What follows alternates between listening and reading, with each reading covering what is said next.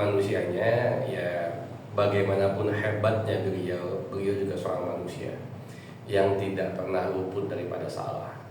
Karena ada dalil mengatakan guru bani Adam khata wa khair khata'in at-tawwab. Setiap anak Adam pasti punya salah, siapapun dia, mau ustadz kayak mau kiai, mau habib, mau pejabat pasti punya salah. Cuma ini bisa jadi pelajaran buat kita semua. Artinya kalau kita mau lihat dalam anggota tubuh kita ini, salah satu-satunya anggota tubuh yang punya penjagaan ketat adalah lisan. Jadi sebelum kita mengucap itu, kata-kata kita pada umumnya akan keluar setelah terbuka susunan gigi dan mulut. Kalau enggak akan keluar. Artinya bisa jadi sebuah isyarat kenapa Allah letakkan mulut dengan gigi baru keluar ucapan kita, supaya kita tahu kalau ucapan kita itu kalau sudah keluar itu nggak akan bisa diambil lagi, nggak akan bisa ditahan lagi. Kalaupun seadanya menyakiti mungkin hanya dimaafkan, tapi belum tentu bisa dilupakan. Jadi buat kita berhati-hati, jangan hanya mengucapkan apa yang ada dalam pikiran, tapi pikirkan dulu apa yang kita ingin ucapkan, menyakiti atau tidak. Karena tajamnya lisan itu sampai bisa menembus menyakiti hati. Dan hati kalau udah sakit, ya ibarat kaca dipecahkan, kemudian mau disatukan kembali bisa, disusun balik bisa, tapi tidak akan bisa menghilangkan retakan-retakannya. Iya, harusnya ya. Karena jadi begini, ya saya tidak menyamakan dengan semua, tapi mungkin apa yang beliau ucapkan itu sudah juga terkadang suka kita ucapin kalau bercanda gitu. Kita bercanda sama teman, kadang-kadang juga bercanda suka kelewatan, over, kemudian sampai ngatain yang bagaimana.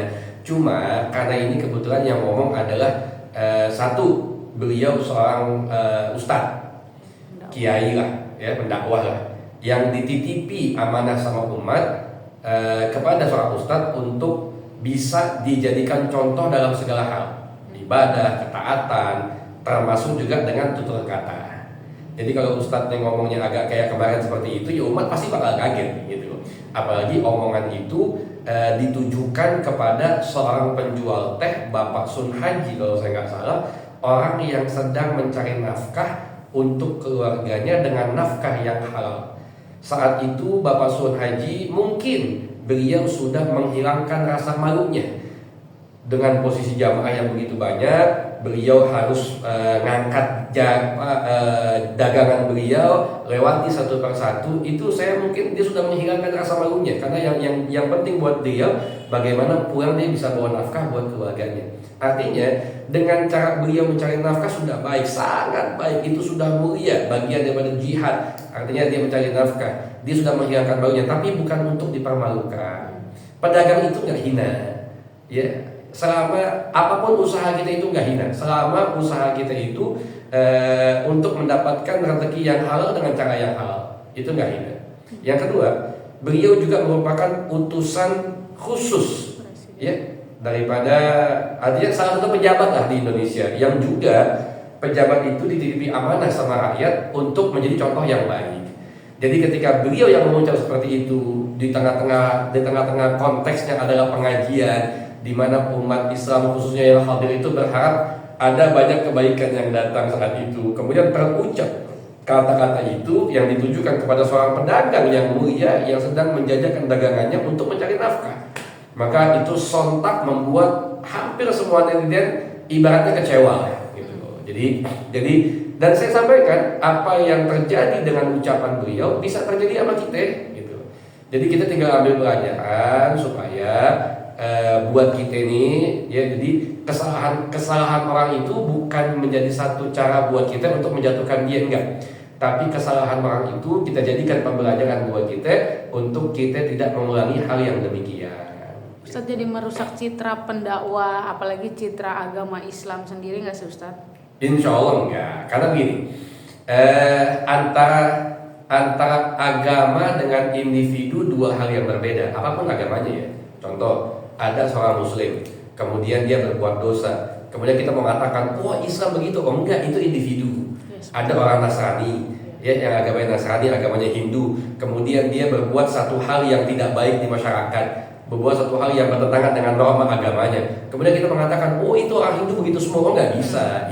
Itu adalah kesalahan oknum. Jadi jangan dibawa dengan agamanya, karena tingkah laku dengan agama adalah dua hal yang berbeda. Guyonan seperti ini wajar nggak sih Ustadz? Kan Gus Miftah juga dikenal dekat sama jemaahnya sampai dia melontarkan kata-kata itu mungkin maksudnya bercanda ya Ustadz? Ya, jadi gini, kalau hal ini dianggap normal di tengah-tengah masyarakat Indonesia, apalagi yang mengucapkan adalah tokoh agama, saya rasa nggak akan seramai ini. Iya. Tapi karena dianggap tidak normal, maka kemudian rame, apalagi yang mengucapin adalah seorang tokoh agama, ya. Dan kemudian kalau bicara masalah bercanda, artinya kita semua bisa bercanda. Tapi yang jadi masalah adalah tidak semua orang bisa menerima candaan kita.